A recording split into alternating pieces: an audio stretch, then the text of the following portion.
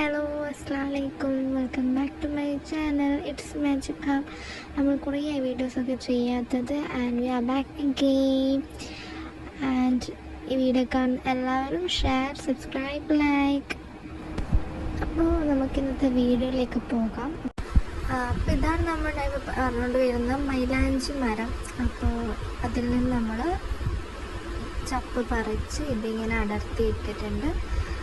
അത് നമ്മൾ ഗ്രൈൻഡറിലേക്ക് മാറ്റി അതിലേക്ക് കുറച്ച് പുളി,